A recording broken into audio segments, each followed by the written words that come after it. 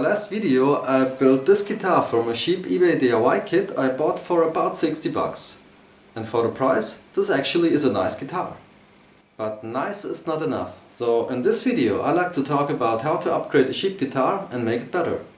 My goal for this guitar is not to transform it into a high-end guitar by spending hundreds and hundreds of dollars into replacement parts. I would rather like to see what changes are really necessary to make this a better guitar without spending too much money to keep it on a budget. So the first important step is to get level frets that allow a decent string height. And luckily I did this in the first video when I assembled the guitar.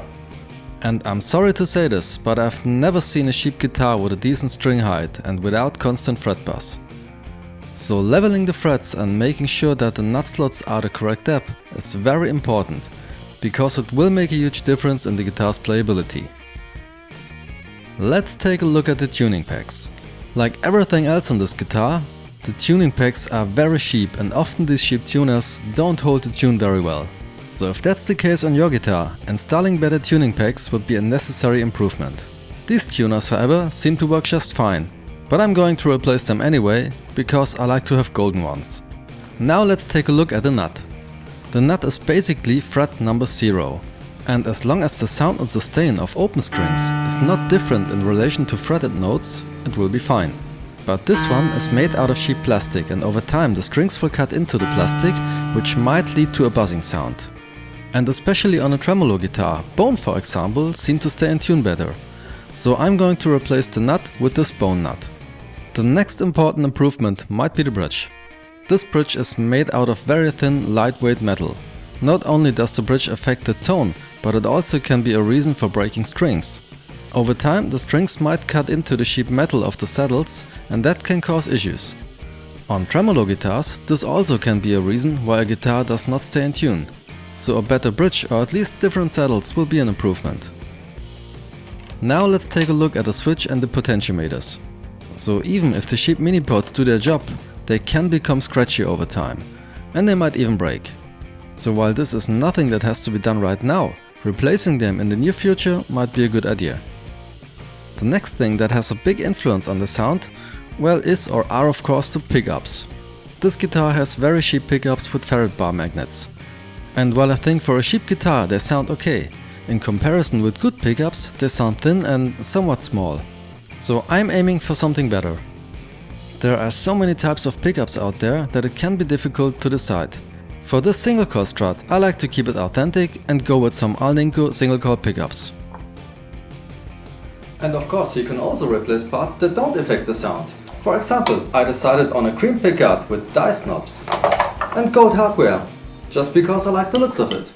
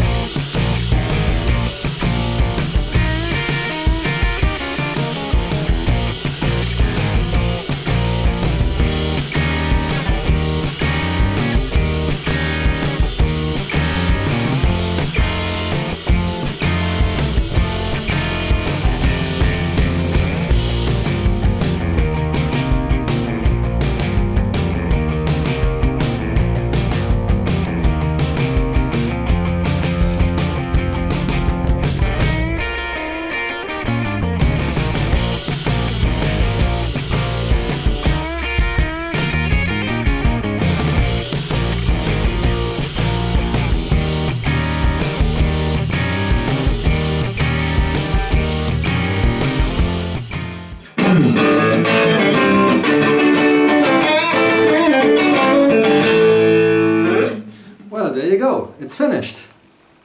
So this is still a budget guitar and I paid under 200 bucks for all the replacement parts. And while I know I could have spent a lot more money to make it sound and play even better, I think the improvement is significant. Now let's do a little before and after comparison. And I'm using my little Roland Cube 30 with the settings like this.